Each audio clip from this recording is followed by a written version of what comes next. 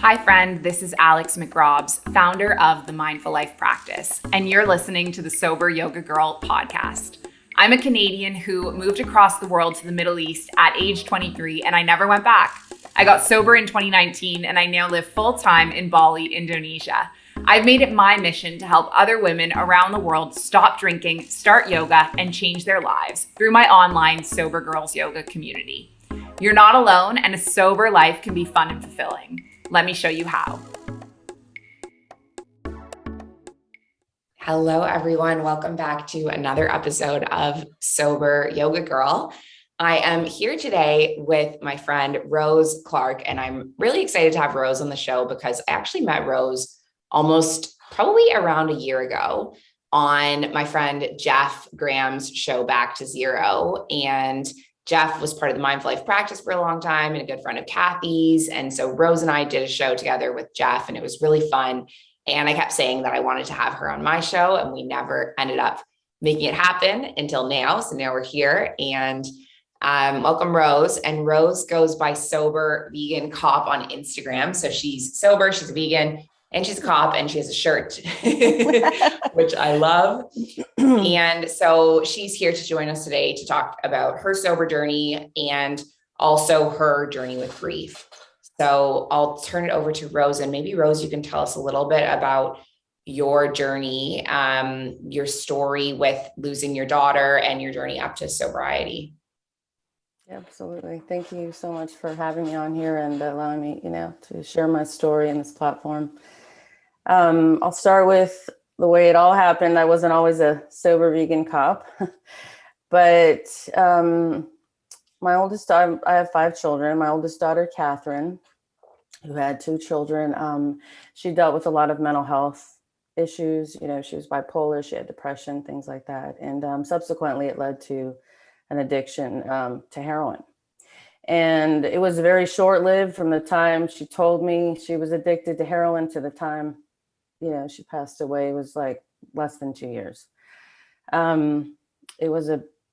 She told me, obviously I was freaked out, but I immediately got her help. I took her children. She's got 2 beautiful children, and tried to get her all the help. I stood by her side. I supported her through the whole journey. It was very rough, just never giving up on her every time she, was on the side of the road and shooting up, and just all the things that you deal with as a mother of an addict is so painful. But, I always had so much hope for her recovery, and she did well, and she was in and out of rehabs, and then she would, lose her battle. I mean, it was an emotional roller coaster. Anyway, in November of 2017, I got a call from a homicide detective and told me that Catherine had been dumped in an alley and had overdosed. Sorry, I get emotional every time, but I remember getting that phone call. It was like 9:30 at night, and basically she had already been dead for about 2 days because they hadn't ID'd her or anything like that. And it was just excruciating, and I just went in shock. I don't even know what I did, but to hear that I just felt like we were going to make it, she was going to make it and everything was going to be okay. And even though I knew overdose was a possibility for her, it just never really quite hits you, that it's actually going to happen to you. I immediately went into mode of staying super busy, just speaking out immediately, just speaking everywhere I could about overdose awareness and going to everything I could to try to share that. But I wasn't taking care of myself at all. I just wanted to stay busy and try to help other people immediately. Like I'm a fixer kind of person. And so I wanted to just go around and be like, be aware, don't let this happen to you. And, just all the things that you try to do to try to make sense, of her senseless death, I guess. But subsequently, even though I've been drinking for probably a couple decades, of my life, it went to a real dark place for me. Right after she died, because I started just using alcohol to cope every single night. I was very functioning. I'm a police officer. I, did my job, everything else, but I'd come home at night and it would just really hit me, and I would just drink until I passed out, and I did this, and I didn't even realize until, I did that for about 3 years, just drinking every single night. Then in the daytime, I would abuse my prescription Adderall because that's what got me through the day. The fake sense of like, I'm fine, everything's good, I can talk to people, I'm happy. And it was all just a fake thing. And then I got into nicotine pretty bad too. And I had so much anxiety, for my grief. And then of course the anxiety from drinking every single night, and I got to such a dark place. I mean, I just didn't want to live at all, and I wasn't suicidal, but I just didn't care basically, about living. And nobody really knew exactly the extent of my, my pain and my grief. Alcohol for me had become my best friend. Like, when you have a loss, and it's such a great, profound loss when you lose a child.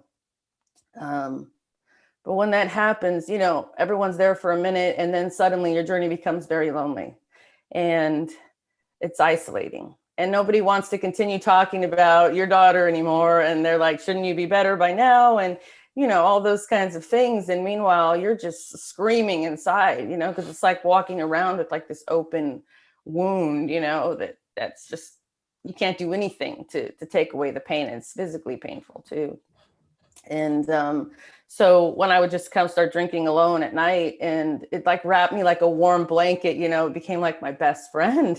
And it didn't tell me to stop crying. It didn't care if I screamed and laid on the floor in a fetal position, freaking out. Like it allowed me to do all those things. But what I didn't realize was that alcohol was smothering me at the same time. It was killing me. It was slowly trying to choke me out, and it felt like I was like in a dark cave, and I was starting to get concerned towards the end of my drinking career. Like I wasn't physically recovering as well, and I started to feel like kind of sick. And even if I drank a small amount of alcohol, and I just kind of I think I scared myself a little bit to the fact of like, even though I didn't care about living or dying, I was suddenly like, what am I doing? Like, I've got Catherine's kids, that I'm supposed to be being here for. And I was of course, to a degree, but not fully present. And my other living children. And it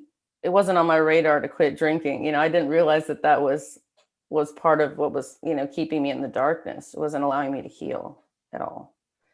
And I still remember one night I went out to my porch, and I just said, if you want me to live, Catherine, basically was yelling out to the universe, and like, if you want me to make it, then you have to step in and help me, because I don't want to, and I need you to step in and take over and help me do this if you want me to do it. And it was weird because I went in afterwards and I watched a random documentary on Netflix called What the Health. And it was about, plant-based and vegan and just all the health related sides of it. And suddenly the next day I woke up and I said, that's it, I'm going vegan. That's going to be my first step in my health journey. I still hadn't talked about quitting alcohol or anything else like that. But I just said, I need to do something, because I'm just going to die here. And that's what I did. I went vegan from one day to the next. And then 2 weeks later, suddenly it dawned on me, like, I was still drinking. I was like, does this make sense? So for me, I'm a real practical person. I think that's how I had to rationalize it all in my mind. I was like, how does that make sense to continue drinking? And I'm here trying to be eating a healthy diet. It doesn't make sense. So I said, I have to let that go. I have to quit drinking. And I quit that cold turkey as well. Of course, that was it was like mourning another loss for me, because I was saying goodbye to my best friend here, and something that I had learned to cope with. And that whole day I started crying because I realized I was like, I'm not going to be able to just like quit for a while, or I'm not going to be able to just moderate. Like I have this addictive personality, like I'm all in or I'm nothing at all, kind of person. And I cried about it, and I said, okay, I got to do it. And that's what I did. And I just stopped drinking, and I listened to a lot of podcasts, and I flooded myself. I read the book, like Quit Like a Woman, which really helped me, because it helped me understand like the health reasons of it and all that. And I knew that like a typical program like AA or something like that wasn't going to be for me. I just knew myself, and I started my own type of recovery program, if you will. I started meditating for the first time in my life. And I did that every single day. And I wrote down my stats every single day. And I wrote in general. And I started moving my body, weightlifting and yoga and just things like that, um, would help me, because I had to put my energy and everything else into something positive. And then 3 days later, after quitting alcohol, I quit nicotine too. And then 2 weeks after that, I tapered off of Adderall. So within the month, I was free of my addictions, which was to me like a huge miracle, which I attribute strongly to my daughter, Catherine, stepping in to help me. It definitely wasn't easy, like I took 90 seconds at a time, at times, of just being busy and doing the things that I needed to do. But I knew that if I continued to put one foot in front of the other and continue staying steady on my course, that I was going to see change. And I did immediately start seeing change. I suddenly was able to start healing.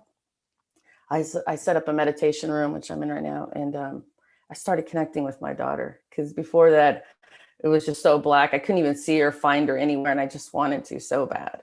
And when I set up this space, it's got like her ashes in here and special things about her. And every time I meditated, like we meet in a special space every single day, and I have this, and she heals me. She heals me every day. And that's kind of my story. I've talked really fast, so I apologize, but it's just changed my life.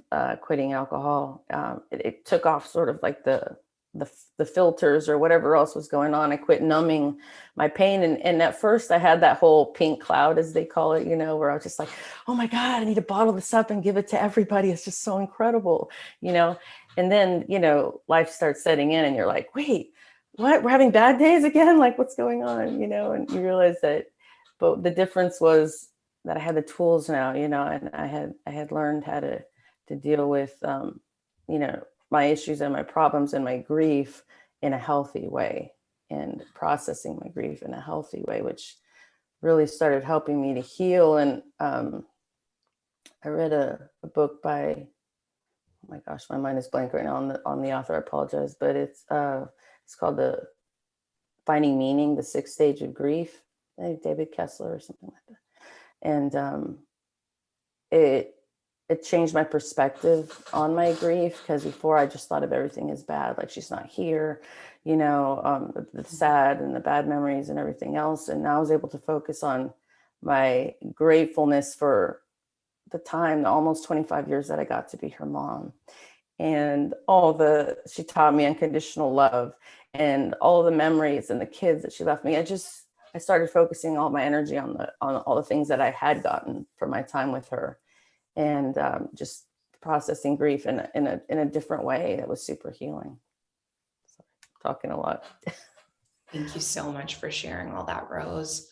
It's just such a heartbreaking story, and the way that you are able to share it with people in the hopes that it will help other people that are going through the same thing. It's just so, I know it takes a lot to be so vulnerable. And so I really appreciate you sharing that with us. Thank you. I feel like it comes at such a great price, the loss of my daughter, but it's also, for me, it feels like the collateral beauty in my life now, which I never would have seen it that way. But for the first time in my life, I'm finding myself, I'm getting to know and love myself, and all these things that I never did. And I'm 48 years old, so it's been just a total game changer all the way around, but I call it my collateral beauty, because I would have never discovered these other things without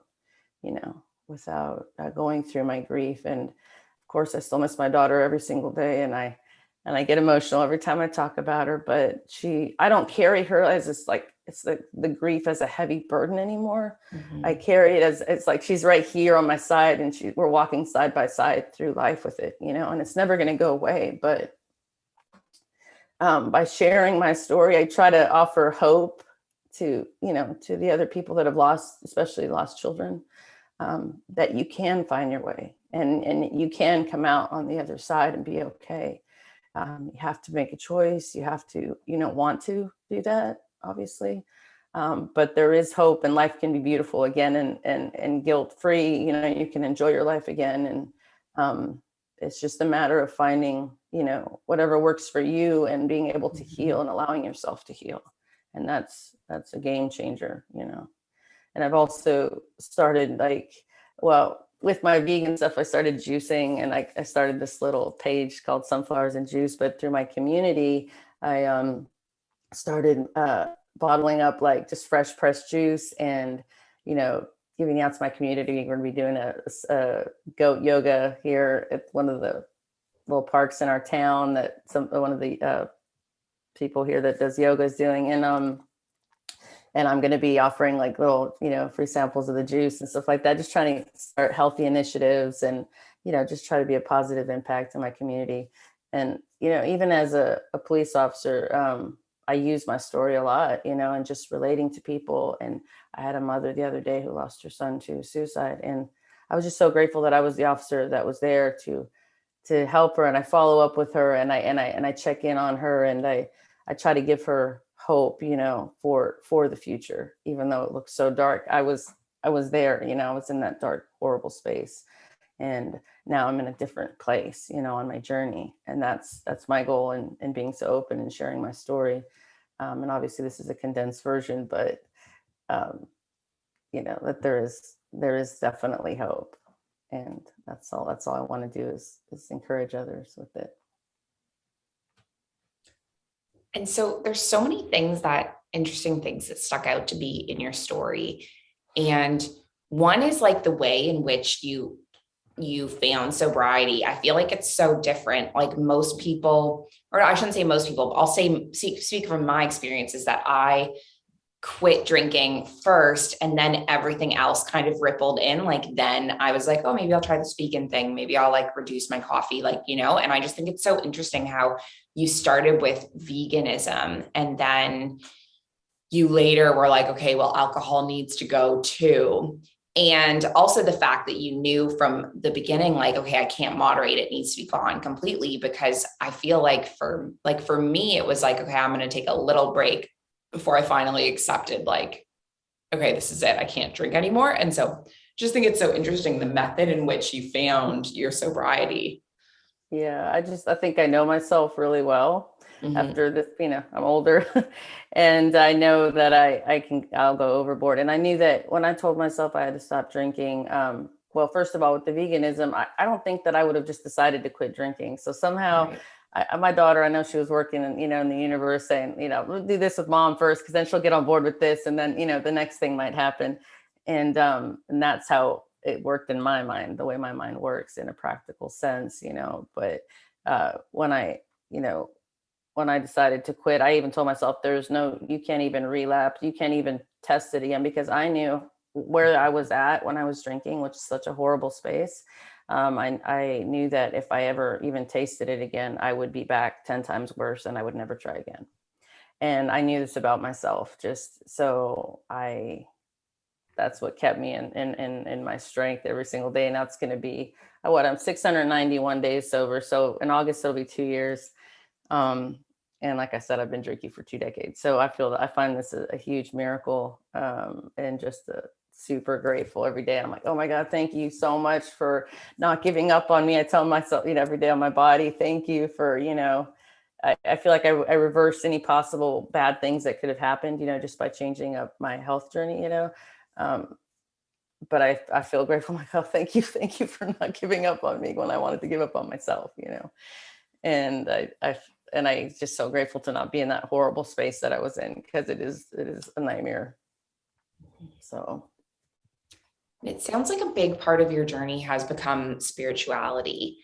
And something that stuck out to me in what you were sharing was you mentioned that before sobriety and before setting up your meditation room, you found it really difficult to connect to Catherine. And then as soon as you had your sobriety in your meditation room, and you go into that space and you're connecting with her every day in your meditation practice. And I just think that that's so interesting, because I feel like I did yoga and meditation, all these practices for a long time before I got sober. Like I've been practicing since I was 18. And I feel that when I got sober, that was when my spirituality really clicked and it really deepened. And there's something about being substance free that helps you like really authentically connect to your spirituality in these moments of silence. And so I was wondering, what do you think about that?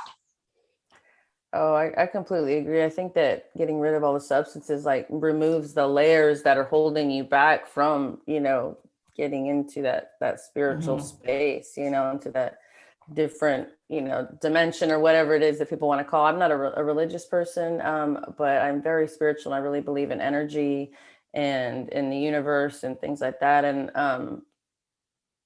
like I said, after she died, I just couldn't find her anywhere, and it sucked because every once in a while I feel like I would see a little sign here and there, or I'd grasp on any little, okay, there's a butterfly, it's got to be her, or a bird, or it just anything, desperate to try to find her, because they're just gone, Mhm.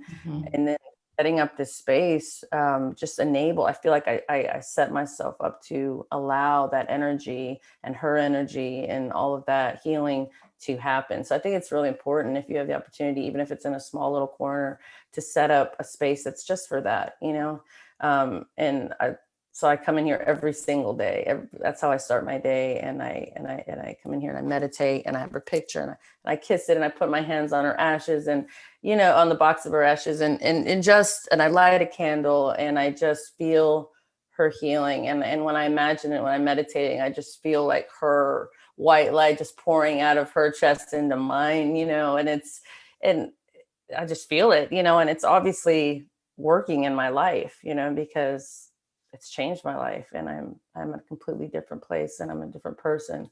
And I'm substance free, and I have no desire at all to go back to any of that, whatsoever. I don't feel like I'm missing out. Obviously, there was, for a while there was a few triggers and stuff like that. But when you've been in such a horrible place and now you're over here, you're just like, hell no, I'm never going back there again, And you just feel super grateful, like I do every day. And just like, and I love myself for the first time. And I'm present in my life, and most of all, I think it's so important that I'm honoring, because my daughter fought addiction, and for her sobriety so hard, and her kids were the most important thing to her. And I know that she really wanted to make it. So for me to be sober, and to have my own personal transformation, I think is just the best way that I can honor her, Mhm. and her, and, be here for her children. Yeah, that's so beautiful. Thank you. And so when you quit drinking, what tools did you use? Like what helped you stay committed? Well, I definitely, because I wasn't like working, like, a lot of people do the AA program and they go to meetings and things like that. I connected with people online, different sober groups. Mhm. I listened to a lot of books, like I was saying, to Quit Like a Woman, and We Are the Luckiest. And Yeah.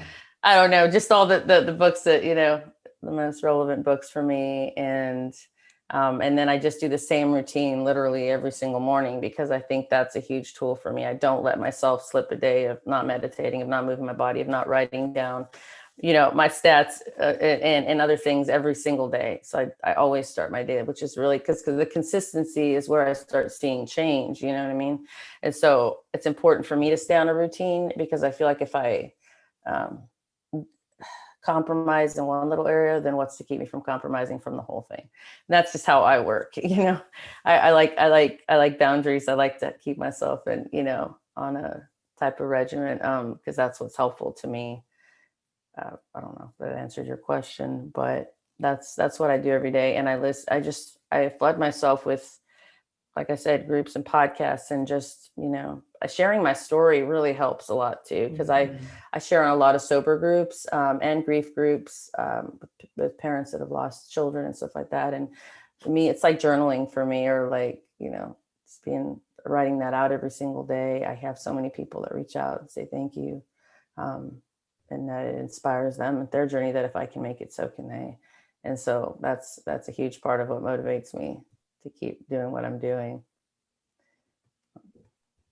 That's interesting that you mentioned that, because I feel like there's a big connection between the way that we support and help others and how that helps us get deeper in our sobriety. Like I was just speaking to Kathy about this yesterday, the role that service plays in our sobriety. And if we start volunteering or playing a role in meetings or whatever and supporting other people, it helps us stay committed to our journey. And so that's interesting that you share that. And there's many different ways of doing that. And I think I can really relate to the way you did it, in terms of I got really interested in, posting on Facebook groups and writing little daily posts of what was going on with me. And that's a way that does support other people, because people can read your story and feel like they're not alone.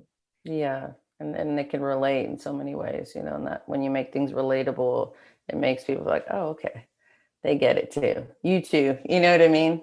Mm-hmm. Me too. Like we're all, we're in this together. We're just in different spaces in our journey.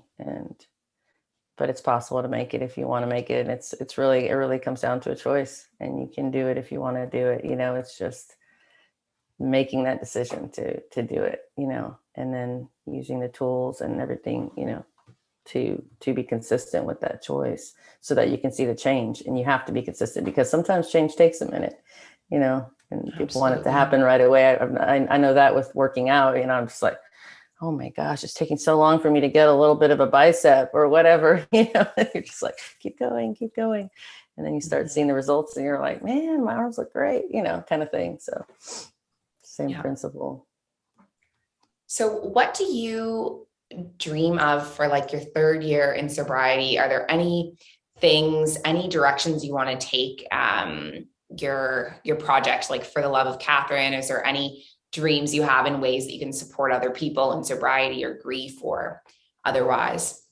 Yeah, I definitely do want to grow I have the For the Love of Catherine page, but with that, I'm like this year I'm doing an overdose awareness event. I'm not hosting it, but I'm going to be part of it. And I have, giveaways that are talking about, because we had the Good Samaritan law it's been passed in many places, including Canada, where that protects people from prosecution if they call for someone that's overdosed. In my daughter's case, the person that dumped her he was also an addict. And I think he just freaked out, and was scared to call for help. And in Texas, we didn't have that law. Now, I kept speaking vocally about it, and a lot of people did. And now that law, this last, it was September of 21, got passed here in Texas. Not to the exact scale that we wanted it to, but it is. And so that's part of, like, at the Overdose Awareness Day, I've got that House bill printed out on these little notebooks for Catherine. And I'm just going to be continuing to spread that message and help educate people on overdose awareness, which is super important to me. And then with my juicing, my sunflowers and juice, that's been a super fun hobby, but I'm also turning it into some, like, a side business, just in helping people, wanting people to get healthy, even if it's just a shot of juice a day, and I try to turn it from shots to, like, shots of health, kind of thing, and inspiring people more on their health journeys. And then, also in the future, I plan on writing a book, about my life. I've had a really long, interesting life, not that's been even talked about here, but that is definitely on my radar to be writing a book. And then, just really being the best grandma I can be to my grandkids, which one of them I'm raising. So that's what's in store for me at this point. I think that's amazing that you're interested in writing a book, because I was thinking that exact thing, like people that are like me, that are as well so interested in posting in Facebook groups and posting little bits of the journey, like that seems like a next step. And you you shared one of your things which I resonated, is just like listening to audiobooks. We've all listened to all sober quit lit books, and so we know how powerful story is. Absolutely. So I don't plan on, being quiet anytime soon. I'm super open, and I'll continue to do that, because it helps me, and it's helping others. So as long as that's what's happening, then I think it's a awesome thing. Yeah. Oh, that's amazing. So I have two last questions for you. My first one is, if you had any advice or wisdom to share with someone who is grieving a major loss, like the loss of a child, what would you share? I think I'd share that it's going to be overwhelming, and it's going to be the most painful experience that you've ever been through. But if you break it down and just, I had someone tell me when Catherine died, just put one foot in front of the other, one day at a time. And that's my biggest suggestion, not to, because it's overwhelming and it's just too much to handle.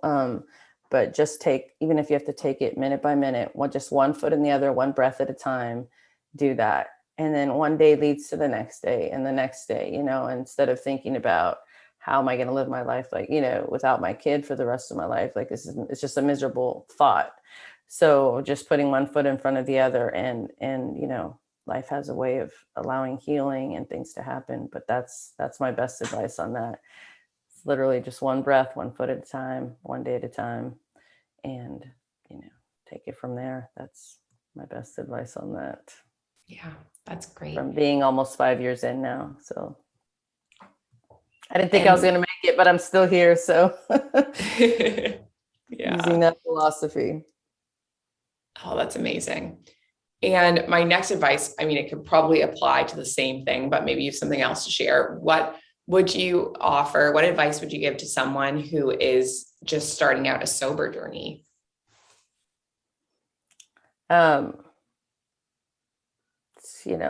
90 seconds at a time. That is, I read that somewhere, and it's probably one of those quit look books, something, but it was about, no emotion lasts longer than 90 seconds if you let it run its course without interference. Yeah. And that's not my quote. It's from one of these books that I read, but that philosophy right there just made so much sense to me. And basically when I would get an urge or a craving or a feeling, I would acknowledge it. I wouldn't, be hard on myself. I would take it in, and then I would get busy for 90 seconds and just let it run its course. But I didn't just sit there and, because, you can be consumed by it if you sat there and just thought about it. So I just take it in, let it go, and I would get busy for 90 seconds. And before you knew it, 90 seconds turned into, long. Yeah, I did that for hundreds of times a day at first, but then it spread out. And, now I don't even get cravings rarely, so that's my best advice on that. It's 90 seconds at a time. That's worked for me. And I love that. I know exactly what you're talking about because I've shared it before in my yoga classes. It's, someone says that it was something like, it takes you the same amount of time as it takes to microwave popcorn to like move through an emotion. And so you just have to exactly what you said. It's just like pause and breathe and be with it, and then know that it's going to pass. And I think that's really wonderful advice for people, because you don't realize that like a trigger is going to move through you that quickly if you just kind of sit with it. Absolutely. Well, Rose, thank you so much for taking the time to be on the show this morning. I really appreciate it. And I'm so glad that we finally got a chance to do it. And I think it's going to really resonate and connect with so many people, but especially those, I know I have some people in the community that have been through that major grief, like the loss of a child or someone else really close to them. And so I think your story is going to be really helpful and comforting and inspiring for them in particular. So thank you so much for sharing. Thank you so much for having me. It's been an honor. And I'm sure I'll see you soon in the sober world as well. So see you soon. Yeah, I hope to make it to one of your retreats soon. Oh, that would be amazing. Mexico. I speak fluent Spanish. I could translate. Yes. All right. Take care, Rose. Thank you. Bye. Hi, friend. Thank you so much for listening to this episode of Sober Yoga Girl podcast. This community wouldn't exist without you here, so thank you. It would be massively helpful if you could subscribe, leave a review, and share this podcast so it can reach more people. If we haven't met yet in real life, please come get your 1-week free trial of the Sober Girls Yoga membership and see what we're all about. Sending you love and light wherever you are in the world.